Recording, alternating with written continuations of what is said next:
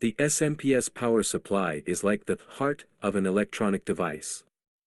Just as our heart pumps blood to keep us alive, the SMPS ensures that electronic devices function properly.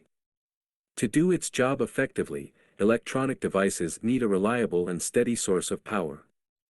I've created a 3.3 volt, 2 ampere power supply using an affordable TNY278 IC. This IC not only saves costs but also delivers a consistent and stable power output. It's like giving your electronic device a dependable heartbeat. To design this power supply, begin by opening your web browser and visiting https://pyexpertonline.power.com. Click on Start Design, and if you haven't already, create or log into your account. Select New Design, which will provide numerous options to choose from.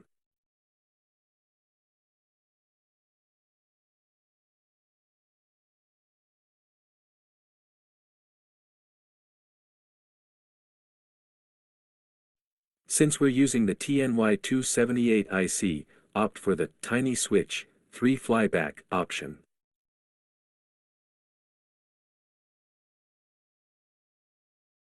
Afterward, proceed to P-Expert.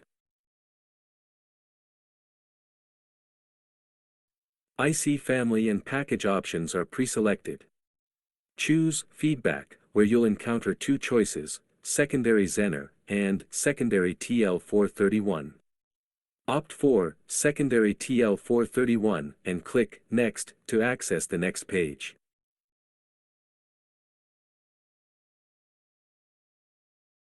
There, you can select your desired input power supply.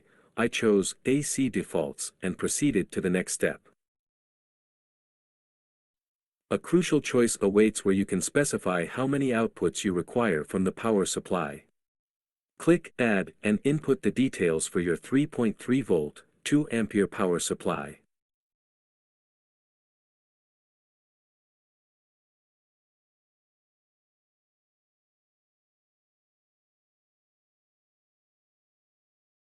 Click OK and continue to the next stage.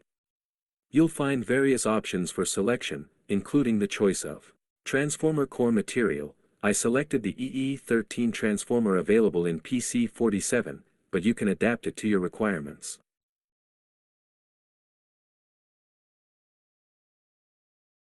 Conclude your design by clicking Finish. If optimization is needed, an option will appear where you can adjust your choice to EE13, aligning it with your EE13 transformer.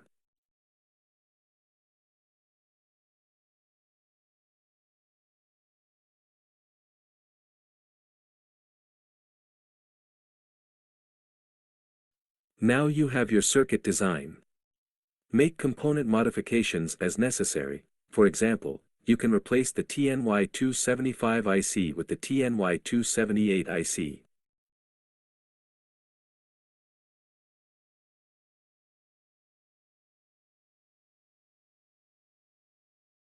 Additionally, explore other tabs, such as Board Layout and BOM, Bill of Materials, and access Transformer Construction Details.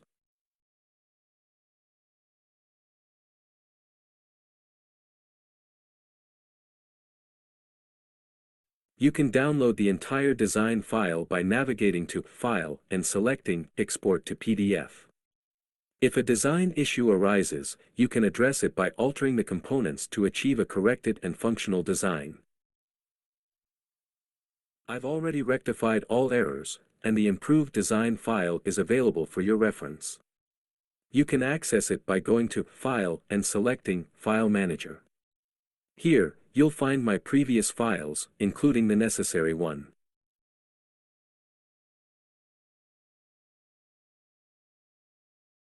Let's open it, and you'll see the updated design with components optimized according to our requirements. I'll provide links to this file in the description for those interested in downloading it. Following the online circuit diagram, I used Eagle software to create a schematic. I placed all available components and selected the corresponding footprints.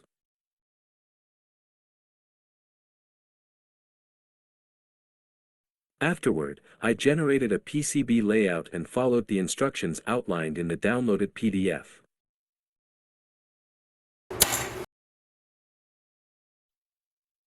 Subsequently, I had the PCBs manufactured locally, resulting in high-quality boards.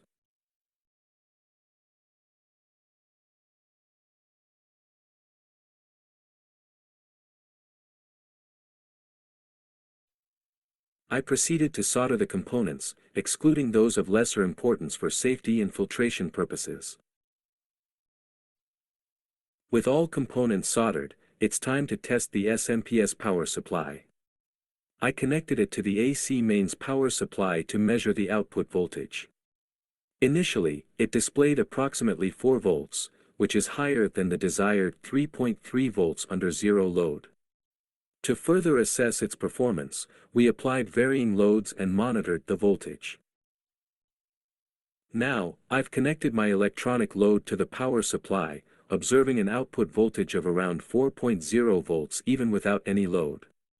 Gradually increasing the load, I noted how the voltage responded to different load conditions.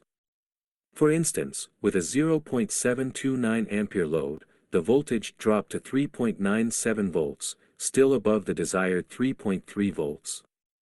Given that the SMPS is designed for a 2 ampere load, I continued to increase the load, reaching 1.7 amperes, where the output voltage remained at 3.73 volts, slightly higher than the desired level. As I further increased the load to 2 amperes, the voltage remained at 3.7 volts, indicating a deviation from the desired output voltage. I will explore solutions to correct this issue and achieve the desired output voltage. Here, you can see both the original circuit diagram and the modified one, which aims to achieve the correct output voltage and current. Let's take a closer look at the TL432, with its input reference voltage of 1.24 volts. I previously used the TL431 IC, featuring an input reference voltage of 2.495 volts, which can be programmed up to 36 volts. To attain the desired output voltage, I'm replacing the TL432 with the TL431, known for its minimum input reference voltage of 1.24 volts. We'll evaluate how this change affects the power supply's performance. In this circuit diagram obtained from the downloaded PDF, you can see the modifications I made. Notably, I replaced the TL432 with the TL431 and adjusted the resistances R1 and R2 to 3.3 kilo ohms and 1.87 kilo ohms, respectively. We'll now examine whether these changes result in the desired output voltage. Once more, I've connected the SMPS power supply to the mains. I'm using a multimeter to check the output voltage, which reads 3.4 volts with no load. As I connect my electronic load, I proceed carefully.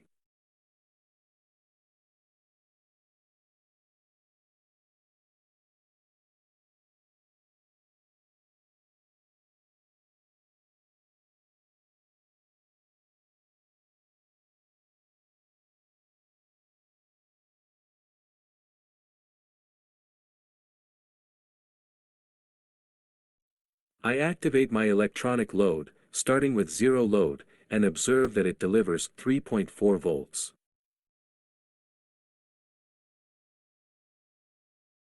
Gradually increasing the load, the voltage decreases.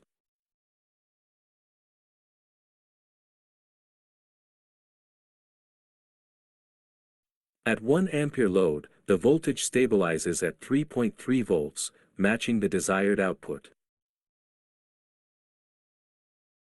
As I continue to increase the load, at 1.5 amperes, the voltage drops to 3.25 volts, which falls within an acceptable range. Given that the design targets 3.3 volts and 2 amperes, I further increase the load to 2 amperes, where the voltage remains stable at 3.2 volts, demonstrating consistent and acceptable power output. In conclusion, the SMPS power supply functions effectively. Don't forget to show your support by liking this video, sharing it with your friends, and subscribing to our channel for more tech insights and exciting demos. Thank you for tuning in, and we look forward to seeing you in the next one.